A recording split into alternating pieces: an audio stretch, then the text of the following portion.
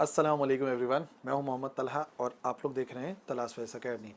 आज हम लोग सेकेंड ईयर का लेक्चर कवर करेंगे और सेकेंड ईयर के लेक्चर में हमारा chapter number 17 advent of modern physics, उसी को हम कंटिन्यू रखेंगे। और आज जो हम लोग टॉपिक कवर करने वाले हैं बहुत ही इंपॉर्टेंट है, मॉडर्न फिजिक्स में बहुत ही ज़्यादा अहमियत है और वो टॉपिक है कॉम्पटन इफेक्ट।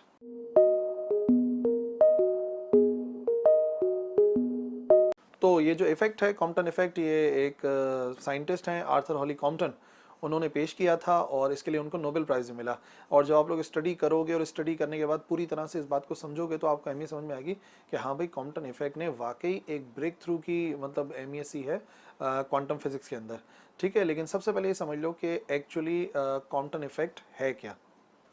तो कॉम्पटन इफेक्ट ये है कि जब हाई फ्रीक्वेंसी रेडिएशन जैसे कि गैमा रे या जैसे कि एक्स रे जब जाके टकराती है किसी स्टेशनरी इलेक्ट्रॉन से, ठीक है ना, जब हाई फ्रीक्वेंसी रेडिएशन जैसे कि एक्सरे या गैमा रे जब किसी स्टेशनरी इलेक्ट्रॉन से टकराती है तो नतीजे में एक एंगल पर डिफ्लेक्ट हो जाती है और इलेक्ट्रॉन को भी अपनी जगह से मूव करवा देती है।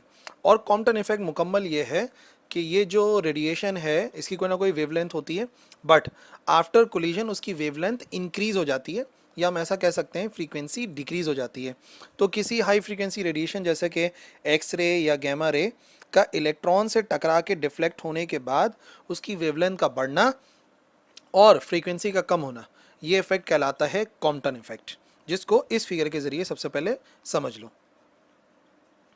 ये आ रही हाई फ्रीक्वेंसी गैमा रेडिएशन, एक इलेक्ट्रॉन से टकराई, इलेक्ट्रॉन उस तरफ चला गया और ये जो है वो इस तरफ डिफ्लेक्ट हो गए। ठीक है, अगेन देखिए, एक गैमा रे आ रही थी तो गैमा रे को एक्स रे आ रही थी फॉर एग्जांपल, तो उसको हमने येलो कलर से शो करा। तो जैसे ही वो टकराई, टकराने के बाद वेवलेंथ बढ़ के वो रेड हो गई। अगर मतलब विजिबल होती तो ऐसा नज़र आता कि येलो से उसका जो कलर है वो बढ़ के वेवलेंथ हो गई रेड। बट क्योंकि एक्सरे की बात हो रही है तो कलर में ऐसा डिफरेंस आता नहीं है, क्योंकि एक्चुअली हम देख तो सकते नहीं है एक्सरे को। बट कॉम्पटन इफेक्ट यही है, एक स्टेशनरी इलेक्ट्रॉन से किसी हाई फ्रीक्वेंसी रेडिएशन एक्सरे या गैमा रे का टकराना और फिर उसकी वेवलेंथ का बढ़ जाना, इलेक्ट्रॉन का एक एंगल पर डिफ्लेक्ट होना, ये कंप्लीट इफेक्ट कहलाता है कॉम्पटन इफेक्ट। अब सारी बात ये कि कॉम्पटन इफेक्ट की इतनी अहमियत क्यों है। तो याद रखो, ये जो कोलिजन हो रहा है ना इस गैमा रेडिएशन और या एक्स रे रेडिएशन और इलेक्ट्रॉन के दरमियान में, तो ये कोलिजन की जो प्रॉपर्टी है तो मैटर की प्रॉपर्टी होती थी, ये कोई वेव की प्रॉपर्टी थोड़ी थी। लेकिन जैसा कि प्लैंक का कहना था कि जो रेडिएशन है ब्लैक बॉडी से इमिट होती है इन फॉर्म ऑफ पैकेट्स, सो इसी वजह से वो मैटर नेचर शो करती है। तो जाहिर सी बात है, ये जो रेडिएशन यहाँ से कोलाइड किया है उसने इलेक्ट्रॉन के साथ, तो उसने यकीनन शो किया कि वो बिहेव कर रही है लाइक मैटर। ठीक है ना। तो कॉम्पटन इफेक्ट दरअसल इसी वजह से इसे नोबेल प्राइज़ भी मिला कि भाई एक बड़ा इंपॉर्टेंट पार्ट था कॉम्पटन फिजिक्स का, जो कि यहाँ पर एक्सप्लेन हुआ कि वाकई रेडिएशन बिहेव कर सकती है लाइक मैटर।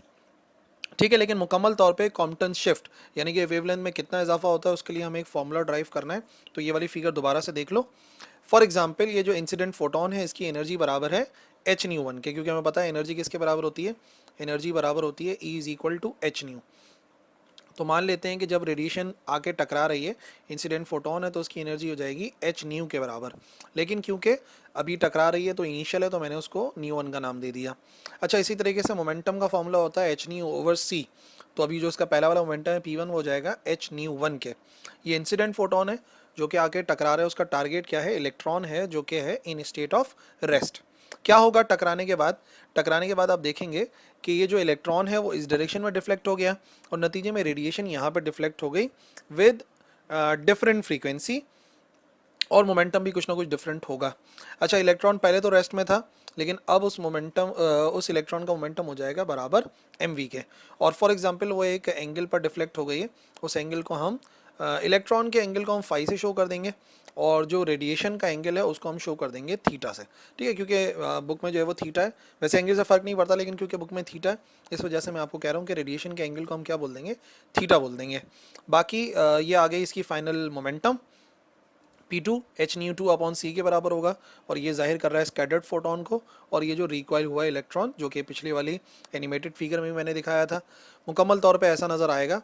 ये आ गई इनिशियल कंडीशंस, ये आ गई फाइनल कंडीशन, इलेक्ट्रॉन डिफ्लेक्ट हो गया और रेडिएशन डिफ्लेक्ट हो गई। और रेडिएशन का एंगल याद रखना है डेरिवेशन में कि मैं थीटा से शो करूँगा और जो इलेक्ट्रॉन का है उसको हम शो करेंगे फाई से। ठीक है जी। तो अब सारी कंसिडरेशन सबसे पहले देख लो। E1 क्या है? एनर्जी है इंसिडेंट फोटोन की, जिसको मैंने नाम दिया था H-1 का। E0 इनिशियल एनर्जी है इलेक्ट्रॉन की। इलेक्ट्रॉन यहाँ पे क्योंकि रेस्ट में है तो उसकी एनर्जी को हम E0 से शो करते हैं। ठीक है, और उसी E0 को हम क्या कह सकते हैं? बराबर कह सकते हैं m0 c² के, according to Einstein's electromagnetic equation. और फिर momentum of the incident photon, पहले वाला जो मोमेंटम है P1 हो जाएगा H-1/c के, जो कि मोमेंटम का फॉर्मूला है। और मोमेंटम ऑफ स्टेशनरी इलेक्ट्रॉन, जाहिर सी बात है यहाँ पर इलेक्ट्रॉन स्टेशनरी है तो उसका इनिशियल मोमेंटम बराबर होगा 0 के। नाउ क्या हुआ टकराने के बाद? टकराने के बाद जो इसकी एनर्जी है वो यहाँ पर हो गई E2 के बराबर, और E2 में फ्रीक्वेंसी में थोड़ा सा फर्क आया तो वो हो गई H-2। फ्रीक्वेंसी कम होगी, एनर्जी कम होगी। जिस तरीके से दो स्नो बॉल्स टकराती है ना, बिल्कुल उसी तरीके से रेडिएशन इलेक्ट्रॉन से टकराई तो टकराने के बाद अपनी कुछ ना कुछ एनर्जी इलेक्ट्रॉन को देगी, तभी तो इलेक्ट्रॉन मूव करेगा। तो यकीनन ये जो E2 है ये एनर्जी कम है, और एनर्जी कम है तो फ्रीक्वेंसी भी कम है। तो मैं ये तो कह रहा था कॉम्पटन इफेक्ट का मतलब फ्रीक्वेंसी का कम हो जाना या वेवलेंथ का बढ़ जाना। ठीक है जी। तो energy of deflected photon H-2। अच्छा, फाइनल एनर्जी ऑफ इलेक्ट्रॉन क्या हो जाएगी? क्योंकि अब मूव कर रहा है, पहले अगर E=m0c² था तो अब हो जाएगा E=mc²।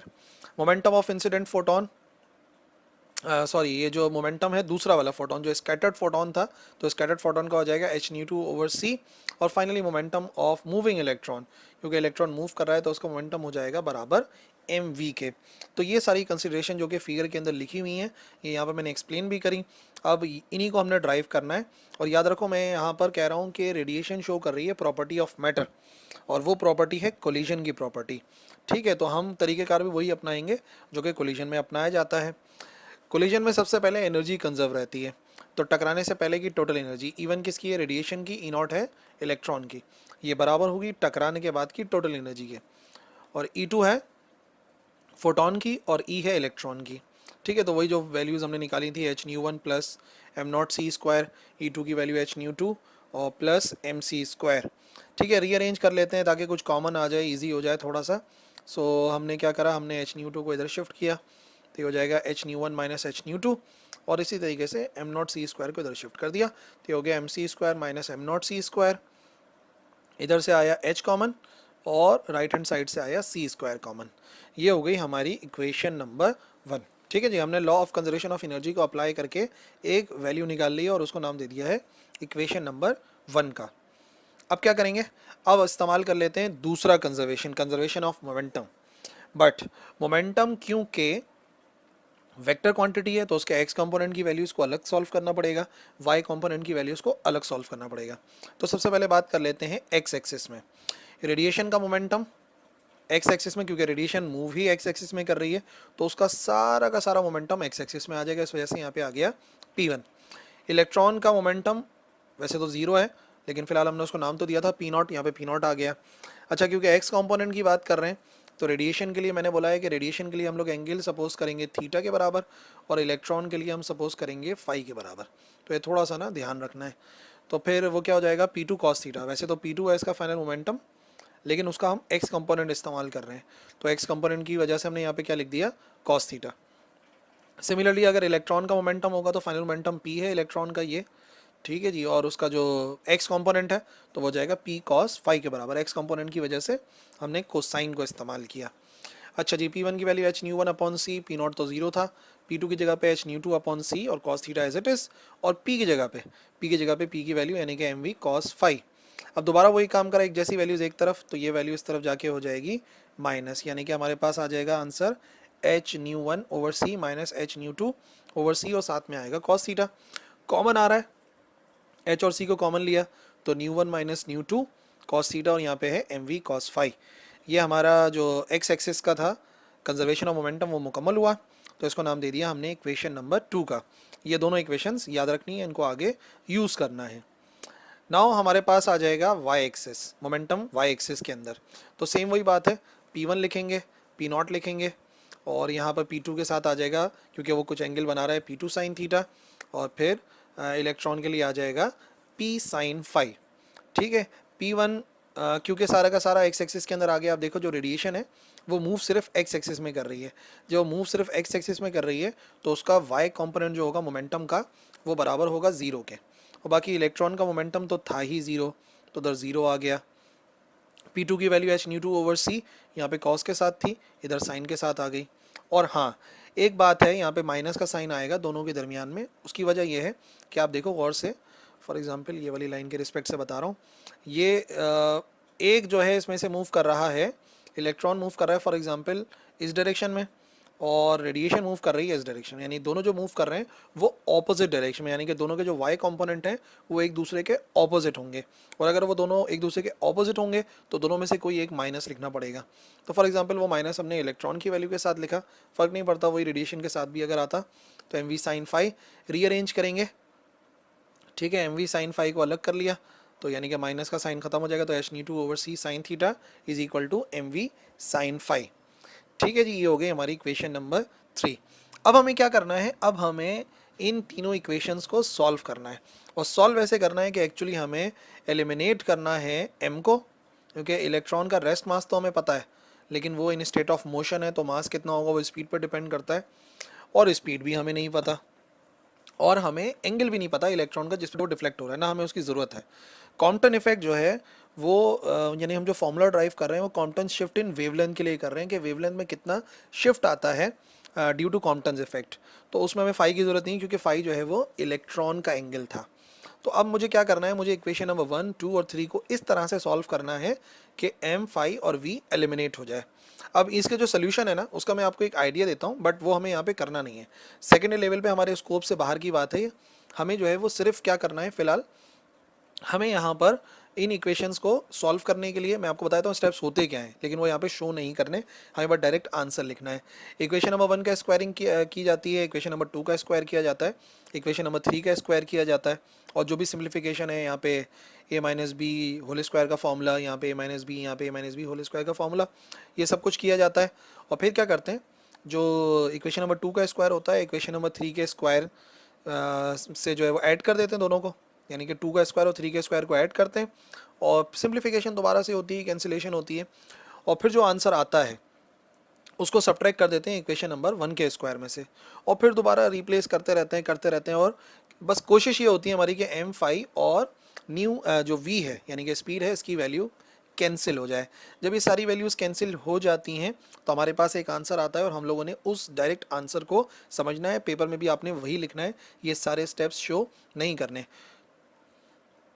तो फॉर्मूला बनता है 1/μ2 minus 1/μ1 is equal to H upon am not c square 1 minus cos theta. ठीक है, मैं जो है वो इसकी एक डेरिवेशन करके यहाँ पे आई बटन के अंदर डाल रहा हूँ। ठीक है, अगर कोई वो डेरिवेशन देखना चाहे तो आई बटन में देख सकता है, बट सेकेंडरी लेवल पर उसे लिखा नहीं जाता, तो ये बात याद रखिएगा। ठीक है ना, कि आपने लिखना नहीं है, डायरेक्ट आपने एलिमिनेशन का वो पॉइंट बताने के बाद इस वाली इक्वेशन पे आना है, 1/μ2 minus 1/μ1 is equal to H upon am not c square 1 minus cos theta.